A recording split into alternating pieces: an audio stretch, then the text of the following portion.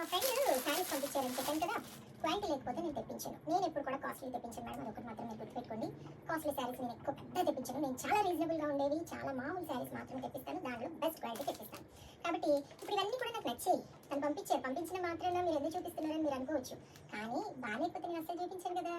కాబట్టి నాకు నచ్చాయి. కాబట్టి ఇంకో విషయం చెప్పిన, ఇలాంటి అసలు నేను షాప్స్కి వెళ్తే అటువైపు కూడా చూడండి. ఎవరికైనా తీసుకోవాలంటే ఎప్పుడైనా వెళ్తాను, కానీ నేను ఇలాంటి వాటికి అయితే షాప్స్కి వెళ్ళను, ఎందుకంటే నేను తీసుకోను. కానీ ఇవి వచ్చిన తర్వాత చూస్తే నాకు ఇందులో ఒక 5-6 శారీస్ నచ్చాయి. మరి ఏం చేయాలి? 5-6 శారీస్ చూస్తా, తీసుకుంటాను.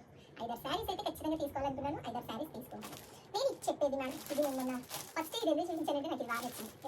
నేను స్టేటస్లో కూడా పెట్టాను కదా, అది కూడా చూడండి. అవి వేరే శారీస్, ఇవి వేరే శారీస్ మేడం. ఇది వచ్చేసి నేను చూపిస్తాను చూడండి, సౌండ్ అవుతుంది కదా, ఇవన్నీ ఓపెన్ చేసి చూపిస్తాను. అన్నీ కూడా ఓపెన్ చేసే శారీ మీకు ఓపెన్ చేసి చూసి డ్యామేజ్ లేకుండా ఉన్నవా లేవా అని చూసి పంపిస్తాను మేడం. చూడండి, బార్డర్ వేసుకునే వాళ్ళకైతే చక్కగా ఉంటాయి. నేనేమో బార్డర్, నాకు ఈ శారీస్ బార్డర్ వచ్చినా కొంచెం కింద పడిపోయినట్టు ఉంటుంది. ఇలా వేయను, ఎందుకంటే ఇలా వేస్తే ఇదంతా ఓపెన్ కనబడుతుంది. నాకు అస్సలు ఇష్టం ఉండదు ఇదంతా ఓపెన్ కనబడుతుంది. ఇంతవరకు నా వీడియోస్లో మీకు ఎక్కడైనా నేను కట్టుకున్న చీరలో ఇది ఓపెన్ కనబడిందా మీకు?